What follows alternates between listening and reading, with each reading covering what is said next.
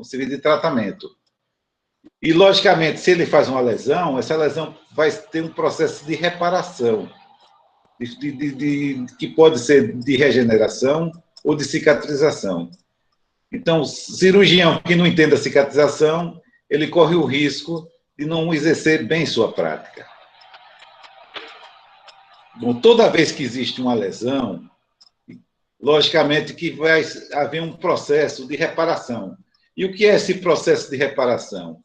É um processo onde vai haver a reposição de tecidos e células lesadas ou necróticas por novos elementos. E esses elementos são oriundos ou do epitélio adjacente ou do parênquima adjacente, e ele necessita de um molde, que é chamado de estroma. Então, o estroma vem do grego que vocês estão vendo aí, quem quiser que se arrisque a dizer o nome, que eu não me arrisco, significa malha sobre a qual se acomoda a água. Então, é um molde, e a partir desse molde vai ser feito o processo reparativo. Refere-se ao tecido conectivo não funcional de sustentação de um órgão. Então, ele não tem uma função específica, a não ser aquela de sustentação, de servir de molde. Já o estroma é distinto de parênquima. Enquanto o estroma é esse molde, o parênquima são elementos funcionais de um órgão. É quem faz a função do órgão. É o tecido de sustentação de órgão, ou seja, que serve para sustentar as células funcionais parênquimas desse órgão. Então, essa é a definição de estroma.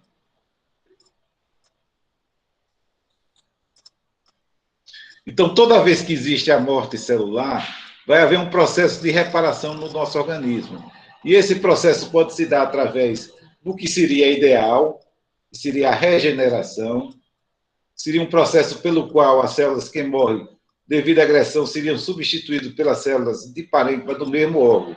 Ou seja, você teria o local lesado substituído por células iguais àquelas que se foram. Diferente da cicatrização, nas quais as células são substituídas por células não funcionais, mas com tecido fibroso, sem função alguma, a não ser preencher aquele espaço.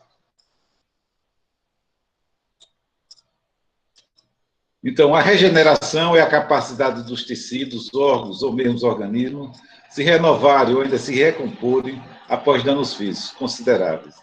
Deve-se à capacidade das células não afetadas de se multiplicarem e em acordo com a necessidade de se diferenciarem a fim de recompor a parte lesionada.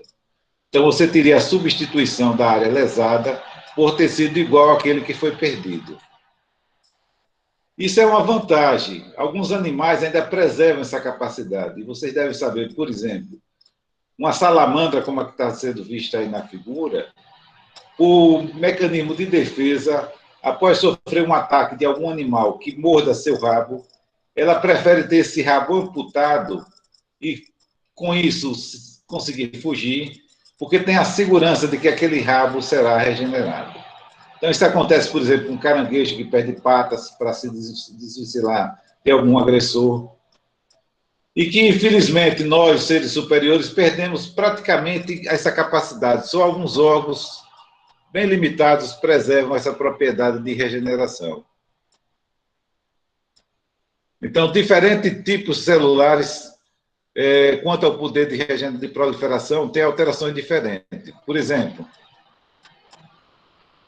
a gente tem áreas do corpo em que não existe uma restituição à normalidade, como, por exemplo, os músculos. Não existe uma formação de músculo permanente. Os nervos, se bem que isso é muito questionado hoje em dia, existe uma coisa chamada neuroplasticidade, que acredita que alguns nervos podem ter sua função estabelecida. Bom, eu vou pular isso aqui e vou pular isso também para a gente começar a aula propriamente dita. Então, o que é uma cicatrização? Consiste em uma perfeita e coordenada cascata de eventos celulares e moleculares que interagem para que ocorra a repavimentação e a reconstituição do tecido. Eu costumo sempre fazer uma analogia para vocês entenderem bem o que é a cicatrização. Imagine que vocês sejam acordados à noite por um muro do quintal da casa de vocês que caiam. Se bem que isso é coisa mais rara, né? Ter um muro, eu tenho, mas a maioria mora em apartamento. Mas imagine que uma parede caiu no meio da noite, um muro. Esse muro é um sistema de proteção, ele impede, por exemplo, que elementos estranhos invadam a sua casa. E, com toda certeza, se ele ocorrer no meio da noite, vai ser um motivo de preocupação. Por quê? Porque alguém pode invadir sua casa e subtrair, lesar, ou mesmo matar algum elemento vivente nessa casa. Aqui está o resultado principal. O que é isso? É o celular, só um minuto. Só um minuto, viu, pessoal?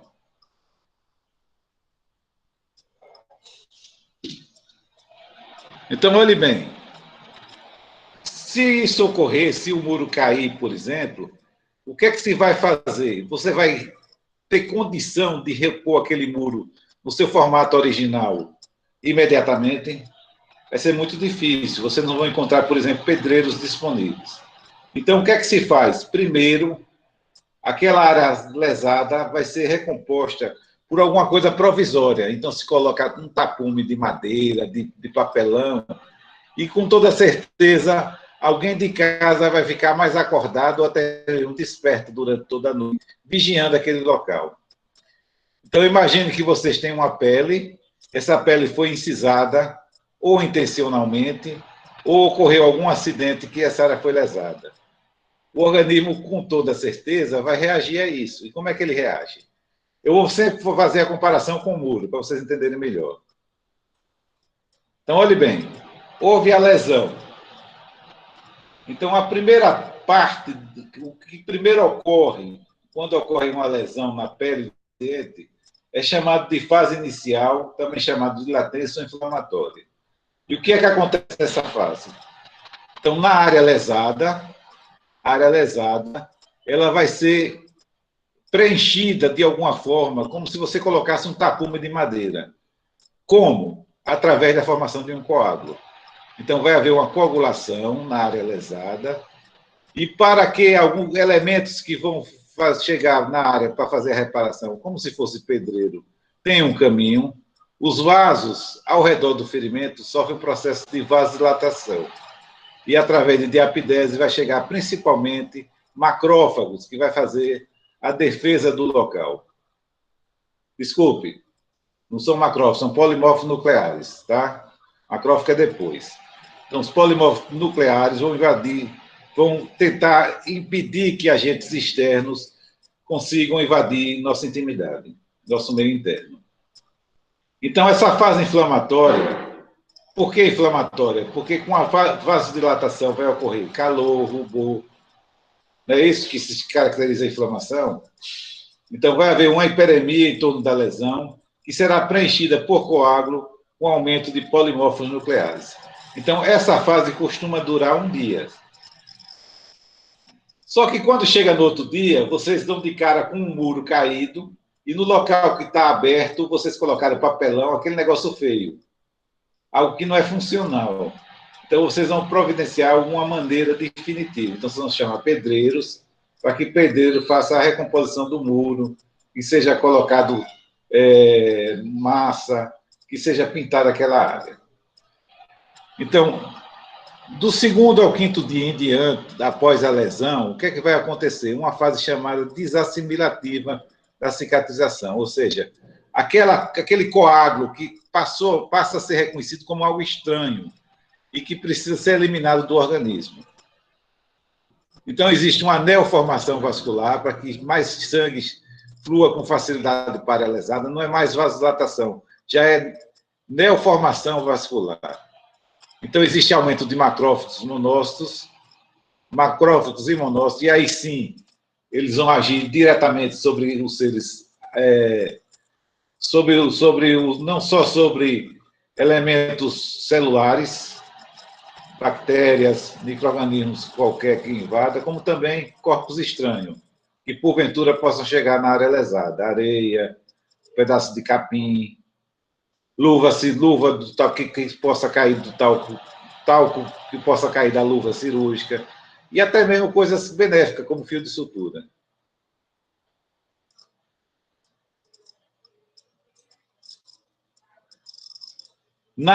Ao redor da ferida, vai haver uma epitelização. Então, o epitélio que está ao redor da ferida, ele começa a preencher a área lesada.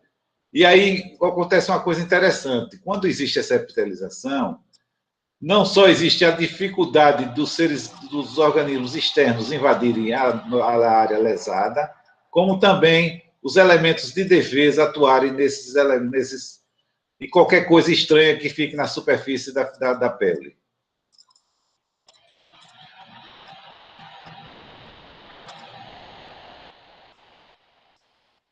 Bom, após a eliminação do coágulo, o organismo vai preencher por algo mais definitivo. Então, existe uma fase chamada fase assimilativa, que é subdividida em subfases. Então, você tem uma fase chamada formação de tecido de granulação, que vai do 6º ao 10º dia. E o que é que caracteriza essa neoformação vascular, esse tecido de granulação? É isso que vocês estão vendo aí, é um tecido esponjoso, constituído de brotos celulares, que vocês, quando limpam, ele sangra com muita facilidade, e que é um elemento de defesa importante. E que vocês podem, por exemplo, quem nunca viu tecido de granulação, um tecido de granulação anormal, por exemplo, ocorre quando você tem uma unha encravada. É aquele tecido esponjoso que fica no canto, que é bastante doloroso. Então, além de haver a formação do tecido de granulação, existe também uma grande quantidade de fibroblastos que chegam à região, e esses fibroblastos são responsáveis pela formação do elemento que vai manter o tecido unido, que é o colágeno. E, concomitantemente a isso tudo, o epitélio, que era só uma camada bem tênue, ele começa a ficar espessado. Ainda na fase produtiva, a gente tem uma coisa bastante interessante que acontece, que é chamada de contração da ferida, que vai do 11º ao 14º dia. O que é isso? Pode parecer estranho para vocês. Por exemplo, você tem pacientes acamados, que por compressão, com o contato das costas, por exemplo, com a cama do paciente, produz uma lesão, uma lesão chamada de escara de decúbito. Então, aquilo necrosa, é feita a limpeza da região, essa limpeza chamada de debridamento ou desbridamento é a mesma coisa. Se limpa a região toda e no fundo da ferida vai formar o que vocês estão vendo na parte daqui de cima, que é o tecido de granulação. Então, existe um tecido de granulação que preenche toda a área lesada, que costuma ser áreas bem grandes. Aí vem a pergunta, será que aquilo fecha? Então, isso, para fechar, existe um fenômeno bastante interessante.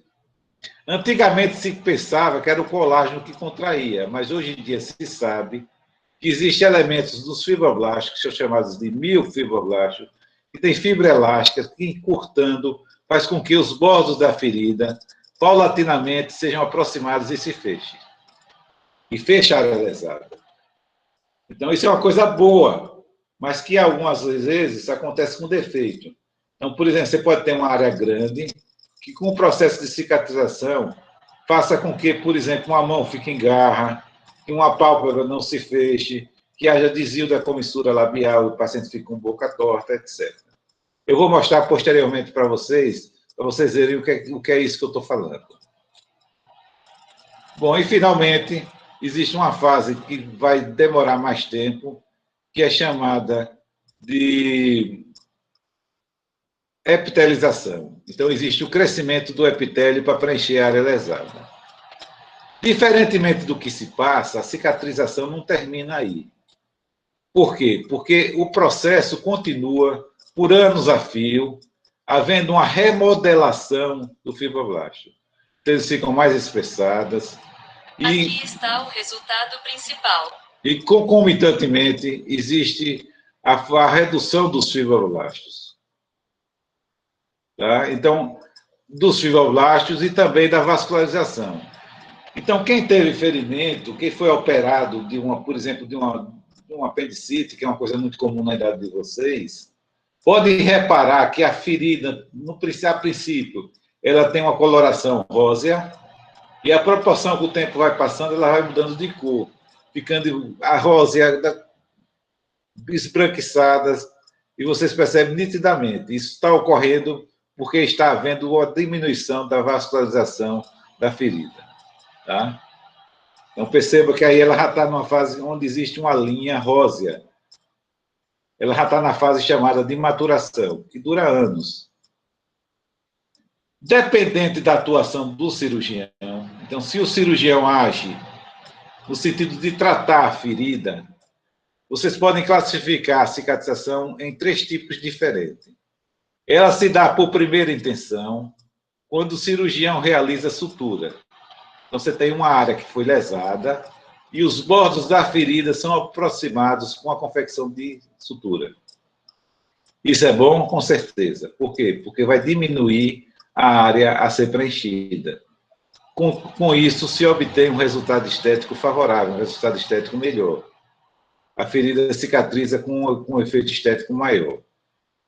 Quando o paciente não procura tratamento, ou quando procura, já decorreu um determinado tempo, entre a lesão e a procura de ajuda, existe a proibição de se fechar primariamente.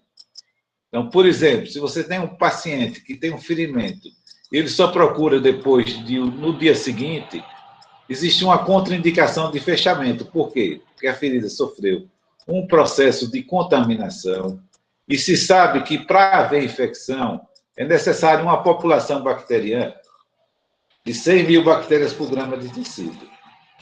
Então, se existe esse total, a chance de infecção é alta. E esse percentual é atingido muito provavelmente quando a área fica exposta. Então, esse tempo é determinado pela localização da ferida. Então, se você tem uma ferida localizada numa área bem vascularizada, você pode até demorar mais tempo para fazer o fechamento primário. Por exemplo, a face, o couro cabeludo. Você pode ter um paciente que tem um ferimento pela manhã, procure tratamento à noitinha, e você tranquilamente, se o agente que produziu a lesão for um agente limpo, vocês podem tranquilamente fechar a ferida sem nenhuma dor na consciência. Agora, quando é uma região pouco vascularizada, como, por exemplo, a perna, o pé de um paciente idoso, é bem provável que a gente não faça nem sutura, faça a hemostasia e deixe a ferida aberta, porque a chance de infecção é muito alta. Então, quando o cirurgião não faz nada, ou porque o paciente demorou a procurar tratamento, ou porque ele não procurou ajuda, a gente tem uma cicatrização que se dá por segunda intenção. Então, na primeira intenção, o cirurgião faz sutura, na segunda não é feito nada. Logicamente, o resultado estético será desfavorável, a cicatrização será muito feia. Existem momentos, e eu já falei para vocês, que a população bacteriana é importante na determinação se o paciente vai ter ou não infecção.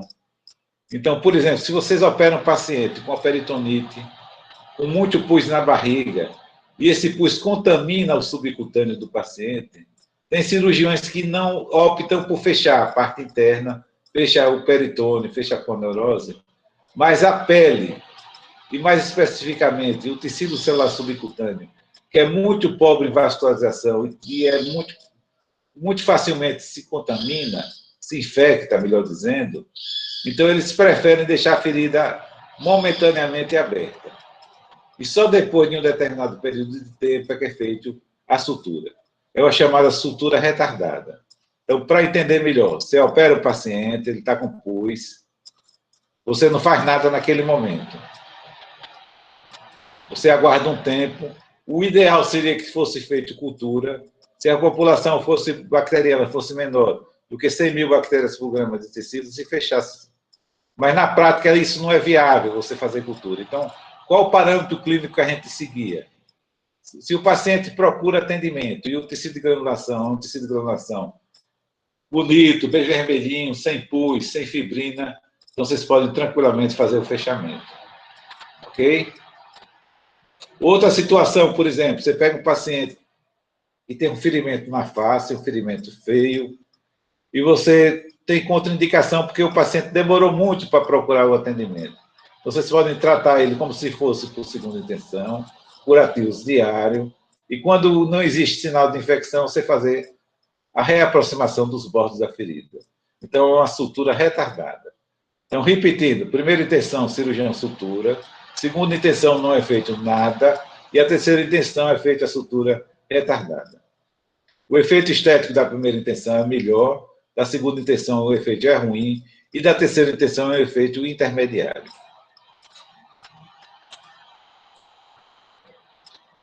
Aí o esboço, a primeira intenção costuma ser uma incisão limpa, a sutura é uma sutura precoce e a cicatrização é linear. Quando o paciente tem perda de substância ou quando procura um tratamento retardado, ele vai fazer granulação e a epitelização é irregular. E na terceira intenção é uma coisa intermediária. Você tem um ferimento, o paciente granula e depois de granulado você faz a síntese da ferida.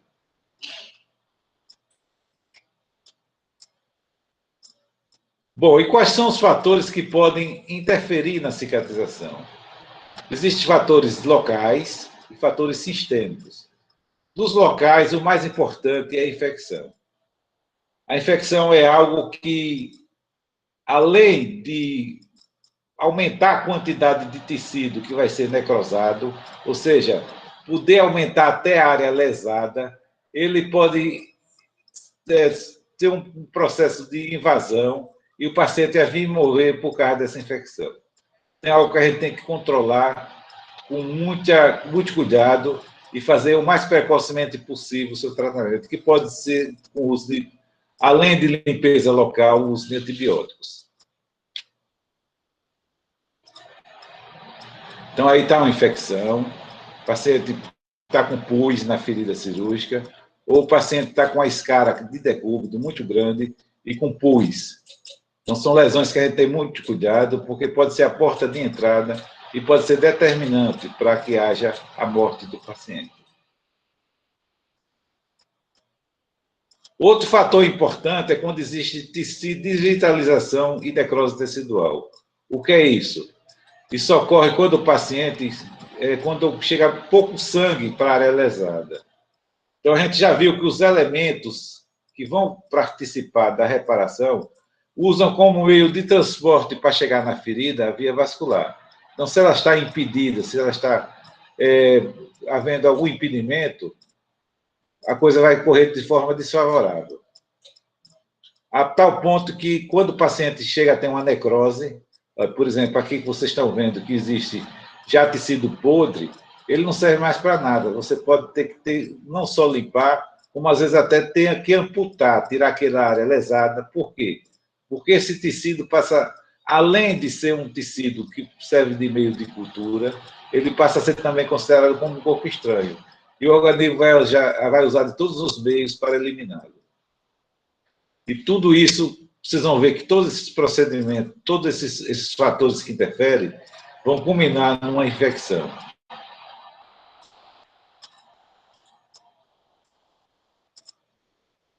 Outro fator importante é a presença de corpo estranho.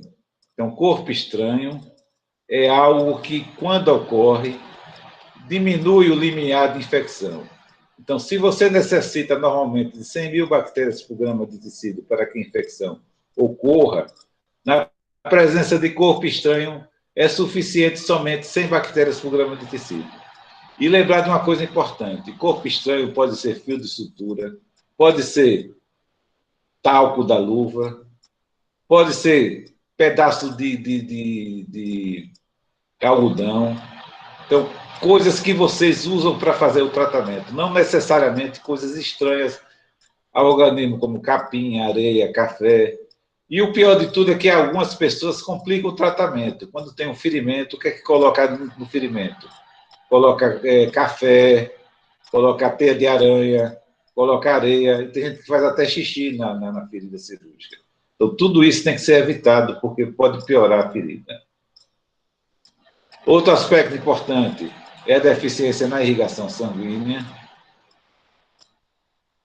Então, há áreas pouco irrigadas, pode haver um comprometimento, então você tem que fazer a revascularização algumas vezes. Deixa eu passar aqui para trás. Isso que vocês viram aí, eu vou voltar aqui para trás para mostrar uma coisa para vocês.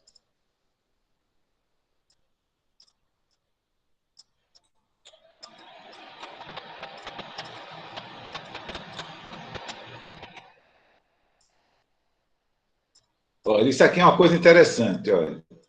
Quando você tem uma lesão, um trombo que está obstruindo a passagem de sangue, e vocês precisam fazer uma intervenção, por exemplo, aqui nesse pé, por exemplo, antes de fazer qualquer coisa, é interessante que vocês restabeleçam a circulação.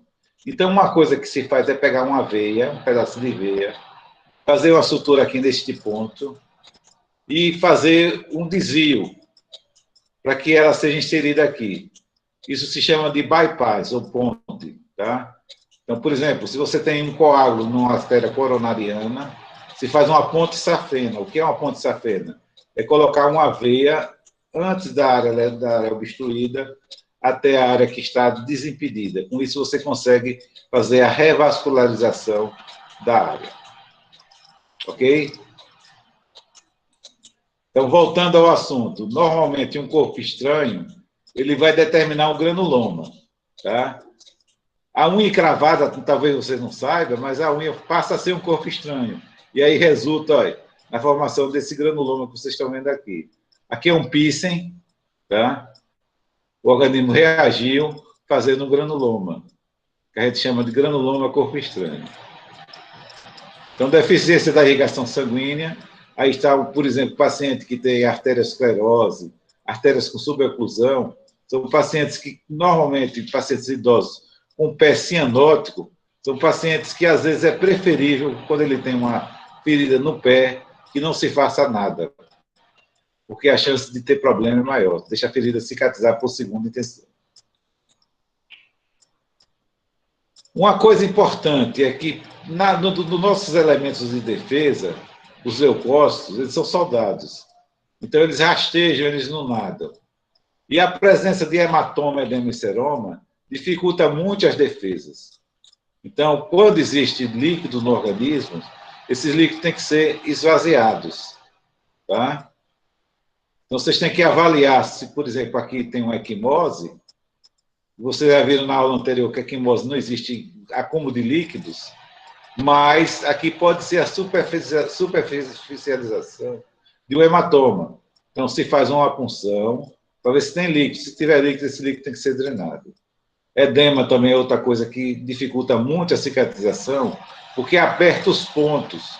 Então, aquele ponto fica muito apertado e termina necrosando a pele do paciente. Tensão na linha de sutura. Os pontos jamais devem ser muito apertados. É comum, quando a gente faz alguma cirurgia estética, que a gente faça, se possível, obedecendo as linhas de força da pele, ou seja, as linhas onde a tensão é menor. E, para isso, a gente tem um artifício prático. Por exemplo, se a gente for fazer uma sutura na testa do paciente, a gente manda o paciente enrugar a testa e faz paralelo às rugas, porque a tensão é menor. Tá? São mapas que, na maioria das vezes, não precisam ser decorados. Instintivamente, o cirurgião, no decorrer do tempo, sabe quais são as incisões mais estéticas baseadas nessa tensão. Ou seja, a tensão é a propriedade que a ferida tem de ser mantida de uma forma que fique mais aberta. Isso é uma característica do ser humano. Eu já disse para vocês, numa aula anterior, ou foi numa aula prática, que quando existe uma ferida no paciente vivo, a tendência é ficar aberto. O paciente que está morto, que recebe uma facada, essa lesão não está afastada, ela fica juntinha. Quais são os fatores que interferem na cicatrização de ordem gerais ou sistêmica? Importante, hipovolemia, anemia e saturação de oxigênio nos tecidos. Então, paciente que tem anemia, paciente que tem um sangramento, faz choque, ele pode ter problema na cicatrização, porque o oxigênio é importante para a função de produção de colágeno. Independente de qualquer coisa, você pode ter uma hipovolemia, pode ter uma anemia, uma boa saturação de oxigênio. Se isso estiver ocorrendo, a interferência será menor, porque, na verdade, o que importa é a chegada de oxigênio. Desnutrição em geral. Bom, aqui está como é feita essa avaliação do paciente com anemia, através da mucosa, ou mesmo da oximetria, para você ver como é que está a perfusão sanguínea. Então, doenças em gerais e doenças metabólicas. Então, assusta, por exemplo, vocês operarem um paciente como esse que vocês estão vendo. É um paciente que tem uma chance muito grande de ter problemas. E por que acontece problema nesse paciente? Porque ele tem um déficit da proteína chamada proteína visceral, que nada mais é do que proteínas que formam as vísceras. E dentre elas estão os anticorpos. Então, quando o paciente sofre um processo de nutrição intensa, ele pode entrar para a cirurgia debilitado. Então, por exemplo, se você pega um paciente com câncer e for fazer uma cirurgia muito agressiva, é preferível vocês primeiro tratarem nutrir o paciente para depois operar. Onde eu fiz residência, era endêmica a situação de megaesôfago. A doença de Chagas com acalásia, o paciente com dilatação muito grande do esôfago e com dificuldade de deglutir. Então, o que é que a gente fazia? A gente pegava pacientes que simplesmente a desnutrição era de tal grau que ele não conseguia nem andar. Imaginem que vocês, quando fazem um procedimento cirúrgico, no paciente que chegou a esse ponto, é porque o megaesôfago dele era bem avançado. Então, a cirurgia não era simplesmente você fazer o que a gente chama de cardiomiotomia, que você abrir as fibras circulares do esôfago. Era tirar o esôfago. Então, tirar o esôfago num paciente desse tipo é uma cirurgia extremamente agressiva. Então, o que é que se fazia? A gente comumente pegava o paciente com anestesia local, fazia uma gastrostomia. O que é isso? Colocava um tubo no estômago, orientava o paciente para preparar a comida no liquidificador e, através de uma seringa, colocava nessa gastrostomia. Mandava o paciente passar 1, 2 meses em casa e, quando ele voltava, você se surpreendia. O paciente voltava gordo. Gordo não, mas em situação nutricional muito mais favorável para a cirurgia maior. Tá? Eu disse para vocês no começo da aula que uma das coisas que está sofrendo um avanço muito grande é o sistema canabinoide, por exemplo. Então, hoje, no tratamento do câncer, o que é que se tem, basicamente, quando se faz quimioterapia? Você tem um paciente que, além da dor do câncer, ele vai vomitar e, com isso, vai perder muito peso, vai ter muito pouca condição de reagir do ponto de vista imunológico. Então, já se sabe hoje que o uso dos canabinoides, eles têm a capacidade não só de diminuir a dor, como também estimular o apetite do paciente. O paciente passa a comer, não sente dor e ganha uma condição melhor do ponto de vista de enfrentar melhor a doença cancerosa. E também, coincidentemente, apesar na princípio, a indicação ser essa, mas se viu que os canabinoides, eles têm um processo de interação com as drogas quimioterápicas, fazendo com que o tratamento seja mais efetivo. Já foi observado também que os canabinoides, em estudos com tecidos vivos, ele tem uma ação direta no câncer, fazendo com que as células cancerosas seletivamente morram, um processo chamado de apoptose, a morte celular somente da lesão cancerosa, sem atingir a área normal.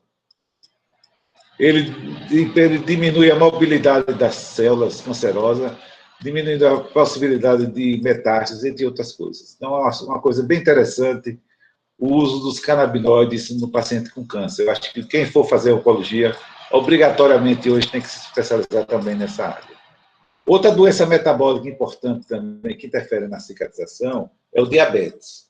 O diabetes, o paciente, além de ter uma diminuição da função de defesa celular, ele tem uma microangiopatia periférica, então reage muito mal às infecções, tem uma chance maior de ter infecção. A deficiência de vitamina C e de minerais é outro aspecto importante.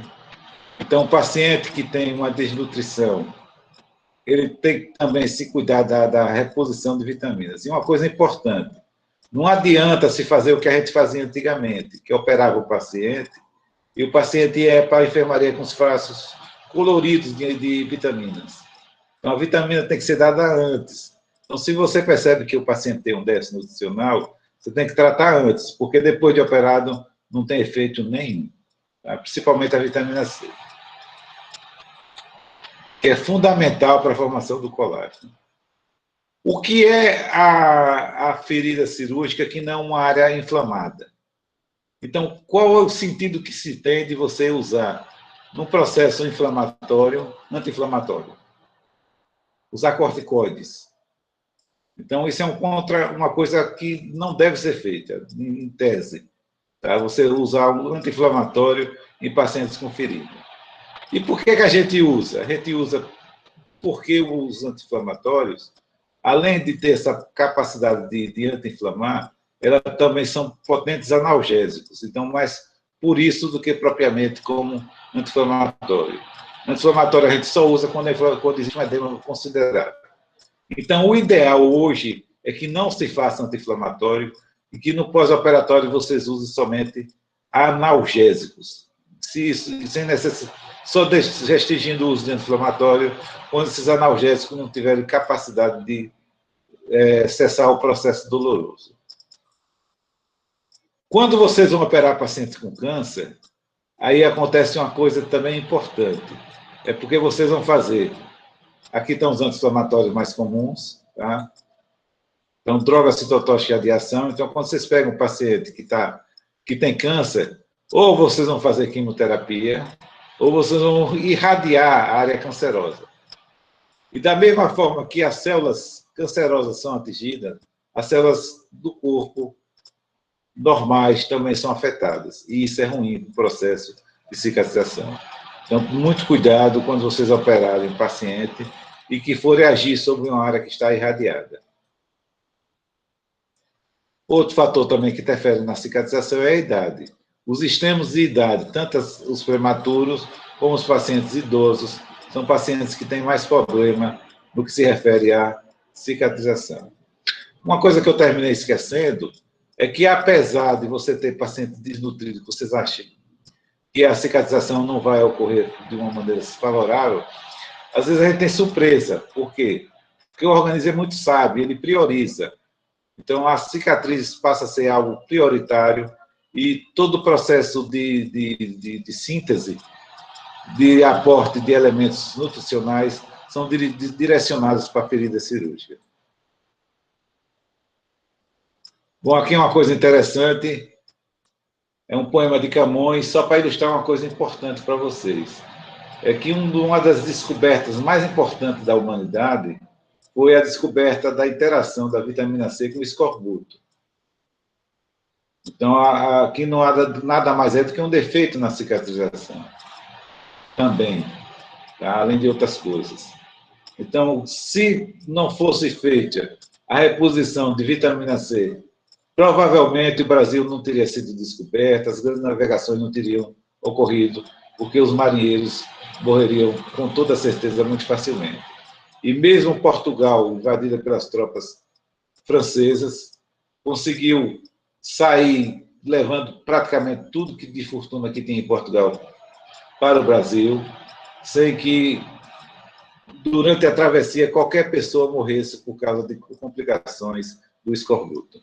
Isso porque, um pouco antes, a Inglaterra instituiu como obrigatoriedade a reposição de vitamina C, através de suco de laranja e limão, de frutas cítricas.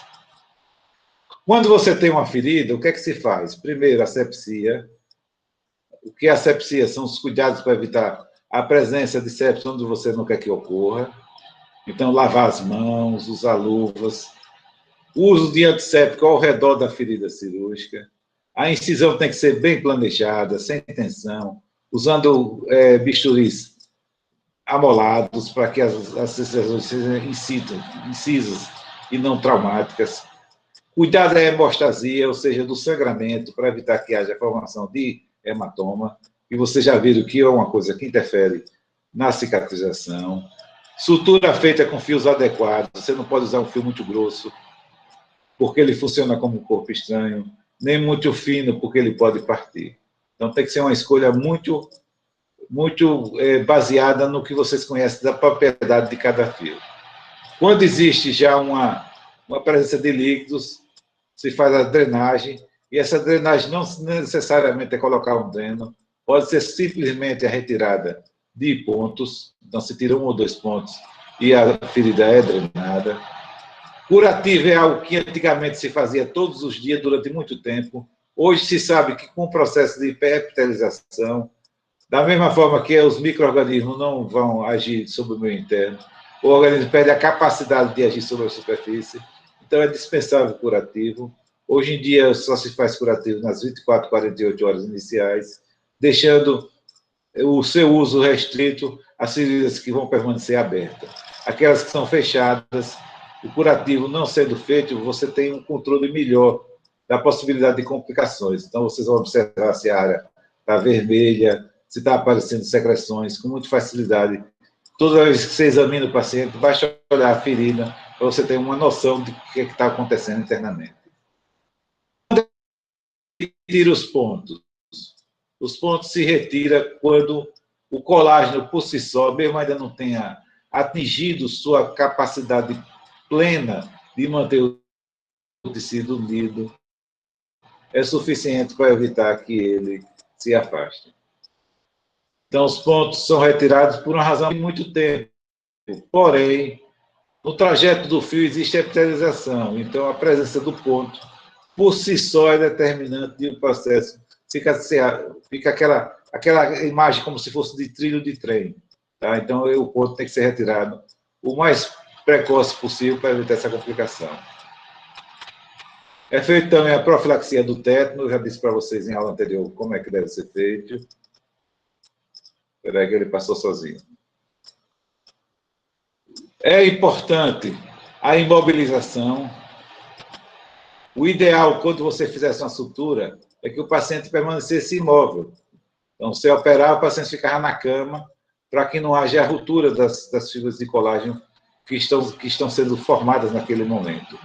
Porém, medicina é feita com custo e benefício. Então, o que é mais importante é você imobilizar para ter uma cicatrização melhor, ou você mobilizar o paciente precocemente e evitar que ele sofra um processo de formação de coágulo nas pernas e venha a morrer por causa de um tromboembolismo pulmonar. Antibiótico é um assunto que Cristina Grama vai dar para vocês, tá? É algo também muito importante. E o que se sabe hoje em dia é que você não pode substituir sabão por antibiótico. Então, o antibiótico deve ser feito de maneira específica e somente quando existe sua indicação e de acordo com a microbiota, com o que predomina no hospital. Então, tem que ser o mais seletivo possível. Cristina vai dar depois aula para vocês sobre isso. Quais são as complicações da ferida? Então, como complicações, podemos ter uma coisa chamada gangrena bacteriana sinérgica. O que é isso? É uma associação de um estáfilo estrépito específico. Geralmente junto à colostomia, geralmente junto a uma pleurostomia, que o paciente vai ter como se fosse uma úlcera. A infecção é a complicação mais temível, é uma complicação que a gente tem que evitar o máximo possível e, infelizmente, é a causa mais comum de problemas nas feridas. Então, ó, por exemplo, aqui está a infecção. Ó. O paciente ainda está com os pontos, presença de pus. Aqui já foi retirado os pontos para a drenagem do pus. Então, é algo que a gente tem que evitar, porque quando existe infecção, além de risco para o paciente, o tecido vai ser morto, aumentando a área lesada. A gangrena bacteriana cinética que eu estava falando é uma lesão desse tipo aqui. É como uma úlcera bastante dolorosa, que acontece próximo à colostomia, à região da pleura que foi deixada aberta para drenar pus. Enfim, ela se dá por sinergia bacteriana e o tratamento é feito com antibiótico. Uma complicação bastante séria chamada fascite necrosante. É uma infecção, só que é uma infecção bem específica. Ela ocorre às vezes, não como está aqui, que está muito evidente. Às vezes você tem a pele praticamente com aspecto normal, somente avermelhada, mas por dentro é como se tivesse, como o leigo fala comumente, ele diz que está oco a região. E o que caracteriza a fascite necrosante é uma infecção que se estende pelas fáscias e ela tem um poder agressivo muito grande. Ele mata o paciente porque ele fica totalmente desorientado. Então, a gente tem que ser bastante agressivo nesse tipo de infecção. Fazendo a limpeza, por exemplo, como está sendo visto aqui. Ó. Aqui é uma fascite necrosante que acontece no períneo, é chamado também de Fournier, tá? Síndrome de Fournier. É uma infecção bastante grave, que a gente tem que ser agressivo. Então, se faz o debridamento sem medo. Vocês percebam que aqui está aparecendo ânus, está aparecendo bolsa escrotal, a bolsa escrotal foi retirada aqui, aparecendo o testículo. E se você não age com agressividade, o paciente morre. Você tem que sair tirando tudo. É muito comum a fascite necrotizante nos pés de pacientes diabéticos. E é o motivo pelo qual o paciente tem membros amputados. A Bíblia já dizia, inclusive, o seguinte em relação aos diabéticos: é melhor amputar uma perna do que o paciente ter sua vida amputada.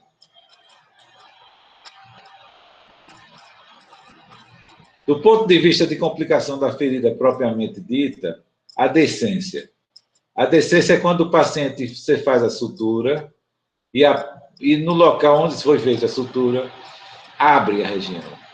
Então, é uma complicação chata. Você opera o paciente e ela abre a ferida. Essa decência pode ser da parte superficial, como vocês estão vendo aqui agora, tá? É uma decência diferente dessa, que existe de todos os planos.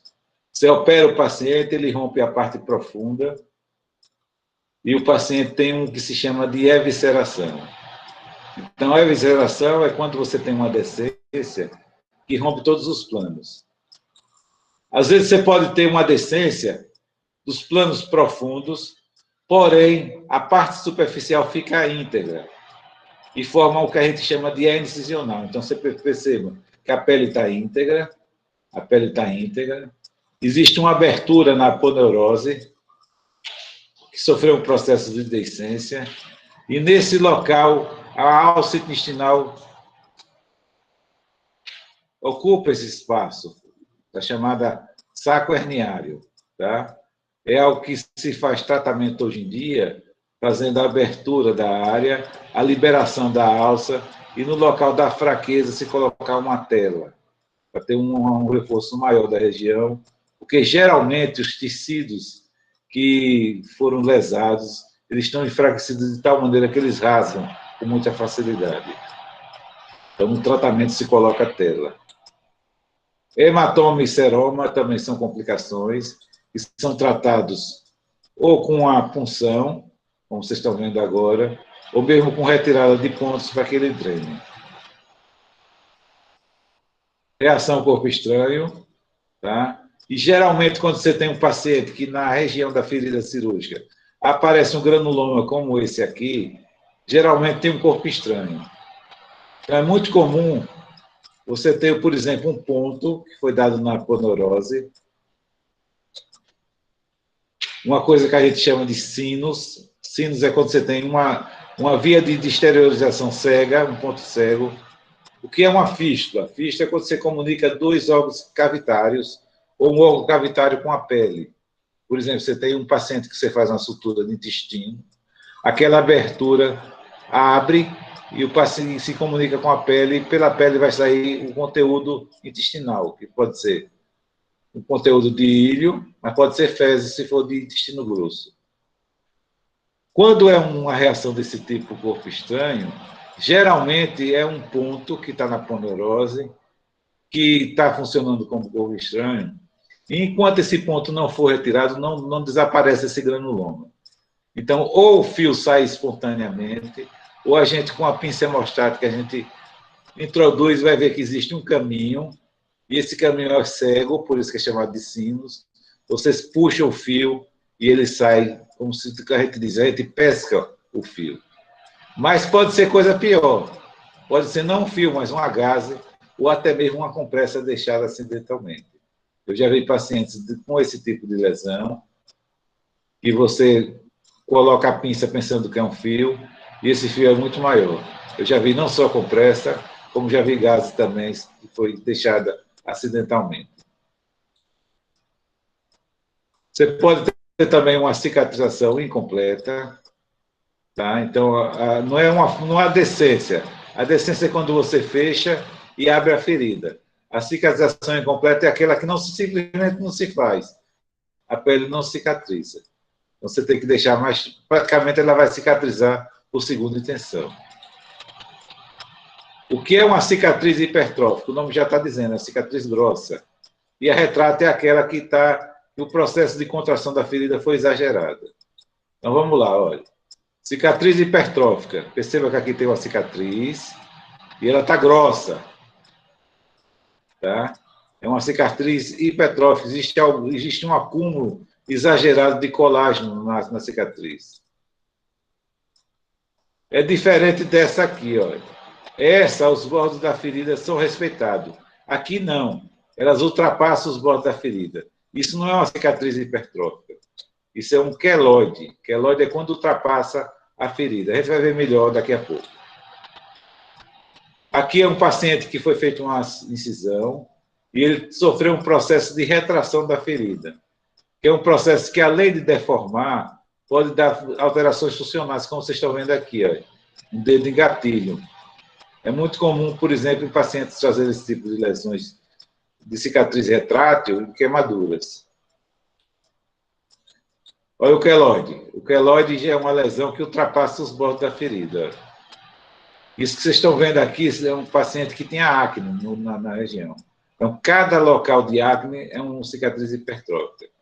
Isso que vocês estão vendo aqui não é um paciente religioso que fez uma cruz. Não. Isso aqui tem cirurgiões que, antes da cirurgia, marca a pele com a parte não cortante do bisturi, que pode ficar uma lesão desse tipo. Aqui não, aqui foi o ponto. Aqui é a cicatriz propriamente dita, e aqui é a área onde estava o ponto.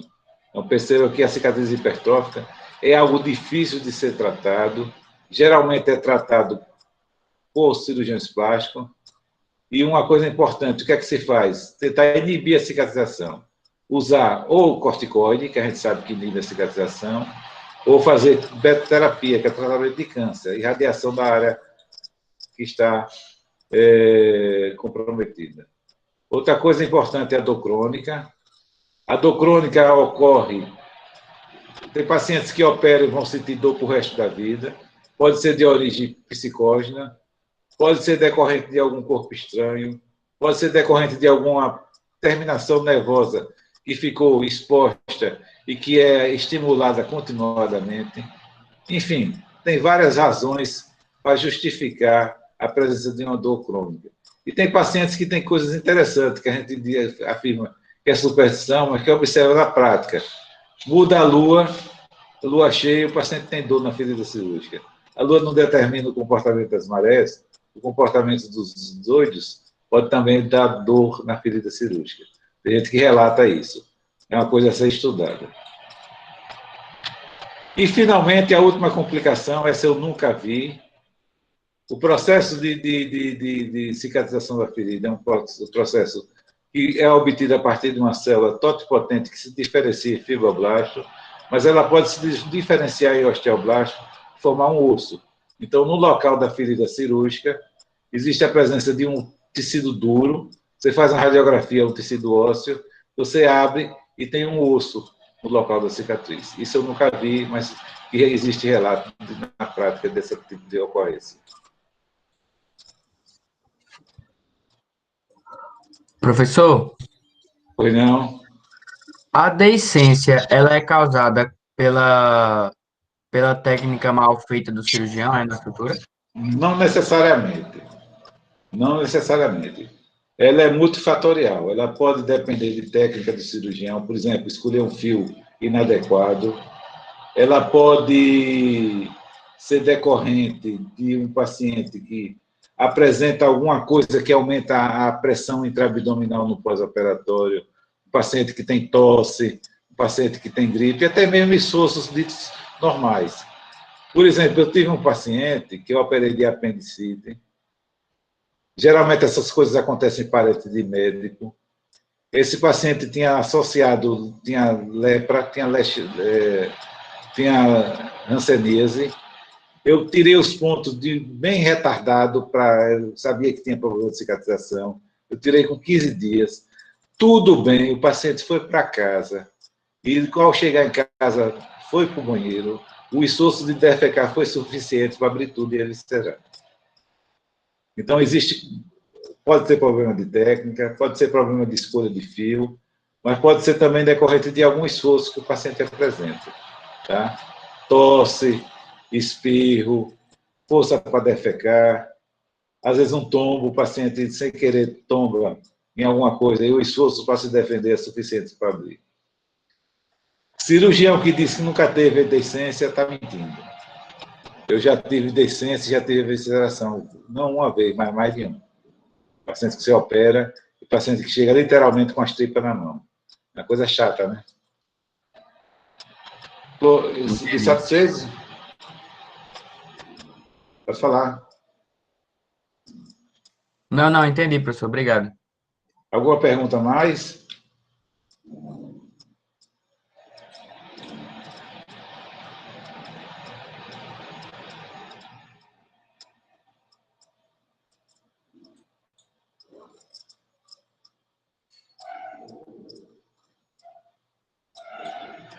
Alguma pergunta mais, pessoal?